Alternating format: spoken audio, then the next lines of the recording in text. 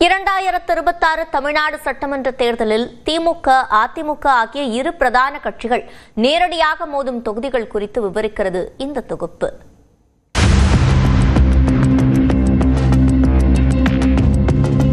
வரும் 23ஆம் தேதி நடைபெறும் சட்டமன்ற தேர்தலில் ஆளும் கட்சியான திமுகவும் எதிர்க்கட்சியான அதிமுகவும் பல்வேறு கட்சிகளை இணைத்துக் கொண்டு மல்லு கட்ட தயாராகியுள்ளன.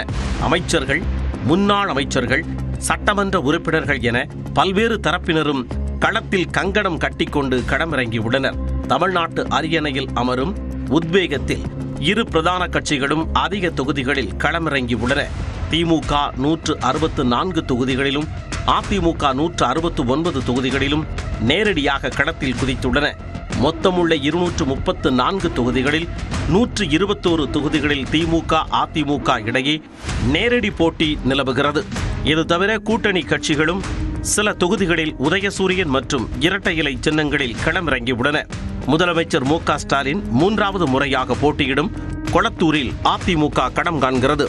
சேப்பாக்கத்தில் துணை முதலமைச்சர் உதயநிதி ஸ்டாலின், காட்பாடியில் அமைச்சர் துரைமுருகன், திருச்சுழியில் அமைச்சர் தங்கம் தென்னரசு ஆகிய அமைச்சர்களை எதிர்த்து அதிமுக வேட்பாளர்கள் இறக்கப்பட்டுள்ளனர்.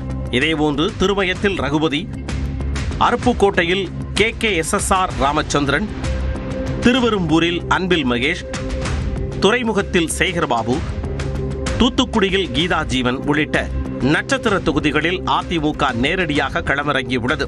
அதிமுக பொதுச் செயலாளர் எடப்பாடி பழனிசாமி போட்டியிடும் எடப்பாடி தொகுதியில் திமுக வேட்பாளர் காசி களம் காண்கிறார்.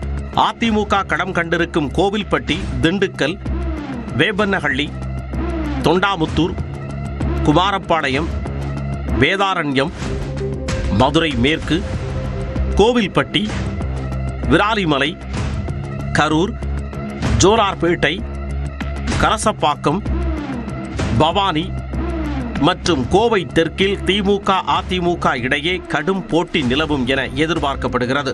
எனினும் KN நேரு, ஏவா வேலு, முத்துச்சாமி, சக்கரபாணி, மா சுப்பிரமணியன் உள்ளிட்ட பல முக்கிய அமைச்சர்களின் தொகுதிகளை இம்முறை அதிமுக தவிர்த்திருப்பது விமர்சனத்திற்குள்ளாகி இருக்கிறது.